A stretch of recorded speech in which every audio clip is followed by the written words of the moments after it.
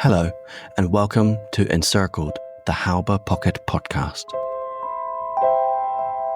Episode 5, the 23rd of April.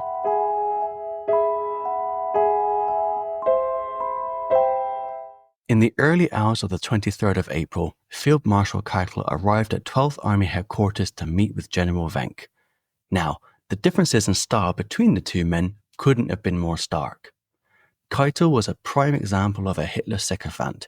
He was pompous, fat, vain, and fanatically loyal to the Führer.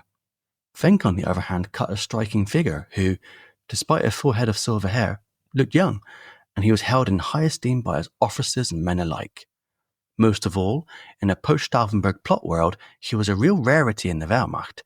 He was a general who occupied his position due to his skill and competence in organizing and leading troops, rather than simply being there because of loyalty towards Hitler. Keitel, blissfully unaware of his shortcomings and personality, proceeded to lecture Wenck on the necessity of the 12th Army coming to Berlin and saving the Führer, whilst at no point making any reference to actually saving the people of Berlin. Keitel also informed Wenck that in order to make his relief of Berlin a success, he was to link up with the 9th Army who had been ordered westwards. Wenck was surprised at the order, as his 12th Army was still incredibly inexperienced and unorganized. Moreover, whilst the 12th Army could hold a defensive position along the Elbe, he thought it was unlikely they could launch a successful offensive against battle-hardened Soviet forces surrounding Berlin.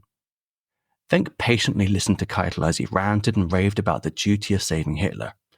But whilst he gave the appearance of following this order, internally he was making other plans. Whilst Wenck thought it was absolute folly to commit his young troops in a futile attempt at saving Berlin, he nevertheless saw the opportunity this order presented, an opportunity to perhaps save the lives of countless German soldiers and civilians. Wenck's plan was simple. He would send his 12th Army eastwards, as ordered, but rather than sacrificing his troops in a direct assault on the Soviet forces in Berlin, he would instead instruct his troops to open up an escape corridor for Buss's 9th Army coming westwards. As Wenck later wrote, it became obvious to me that this man Keitel, and with him the Supreme Commander-in-Chief, Hitler, whom he advised, were long since out of touch with what was happening in this war. After consulting with my staff, I decided to go my own way from then on. We had already started to do so some weeks before, when we stopped demolition squads from destroying supply depots in our area. Now, however, was the time to lead the army guided solely by what we knew ourselves. We could not free Berlin with our forces, but we could help vast numbers of people by opening a way to the west for them with a determined attack. By attacking from the Belzig area towards Potsdam, it would be possible to free the 20,000 troops encircled there. It did not seem impossible for the 9th Army to get out of its pocket after such a thrust. Apart from this, the columns of refugees moving behind our front to the west would gain a few extra days' time in which to reach the Elbe and escape the Russians. By now, stories of Soviet reprisals and atrocities against German civilians were well known, and as the quote shows, Wenck, as a man of honor, was strongly motivated to do whatever he could to save as many soldiers and civilians as possible from this fate. Hitler, perhaps sensing the potential that his order might not be carried out to the letter, went to the strange length of broadcasting this order to the 12th Army publicly over the radio to the people of Berlin. To broadcast an order publicly over the radio would have been unthinkable earlier in the war, not least for the fact that it also told the Soviets exactly what to expect in terms of German troop movements. However, it was a sign of Hitler's increasing distrust of the Wehrmacht leadership, and it represented a psychological tactic to guilt-trip Wenck into following orders. The guilt trip was not successful. Wenck immediately put his alternative plan into action.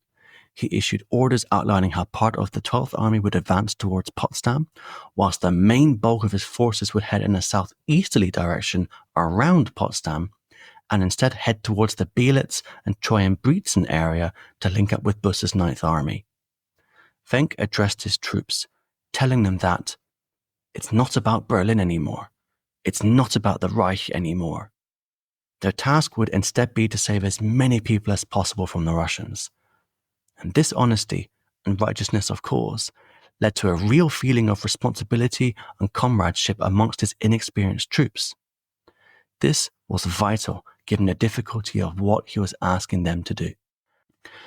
At 1 p.m. on the 23rd of April, Busse received a formal notification from Army Group Vistula that the 9th Army should move some forces westwards towards the Beirut area as soon as possible. There, they were to link up with Wenck's 12th Army and attack the Soviet flank threatening Berlin from the south.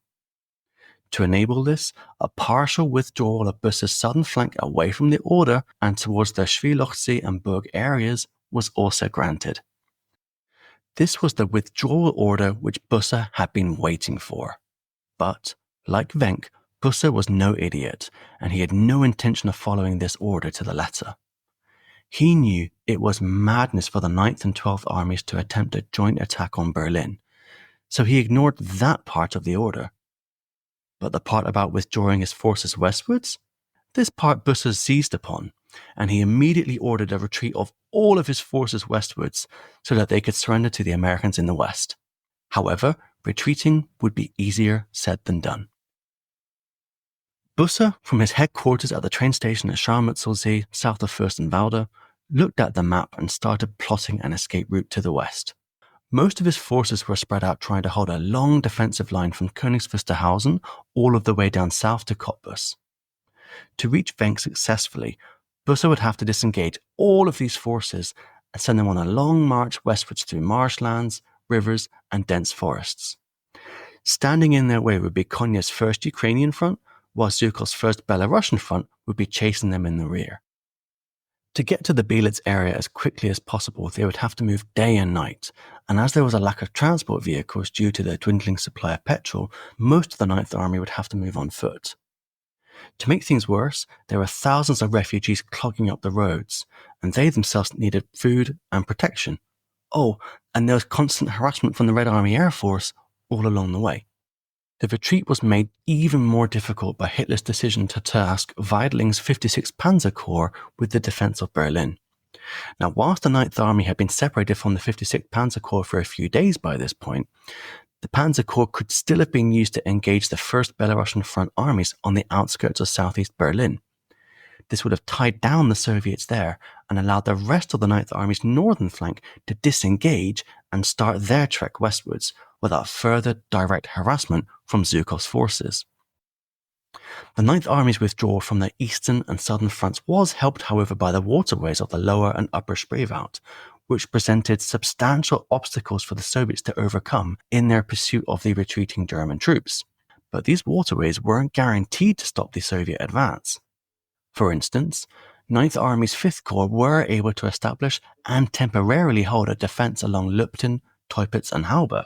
The 342nd Infantry Division, however, fighting an isolated action in the Burg-Cottbus area, was overrun that afternoon.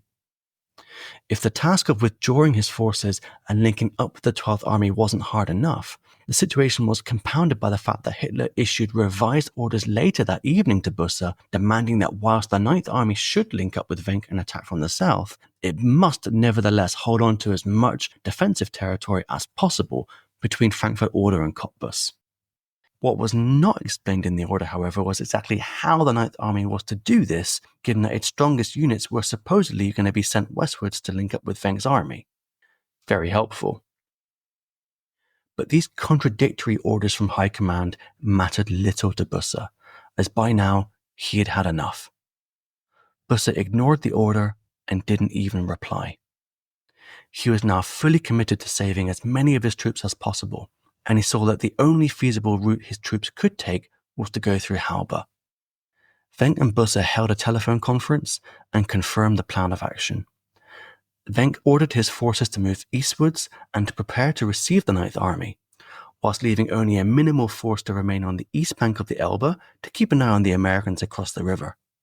As the 23rd of April drew to a close, Wenck's 12th Army started preparing for their rescue attempt. Busse's 9th Army prepared for their escape attempt, and both Zhukov and Konyev made sure their Soviet forces were ready to do anything to stop the two German armies from meeting.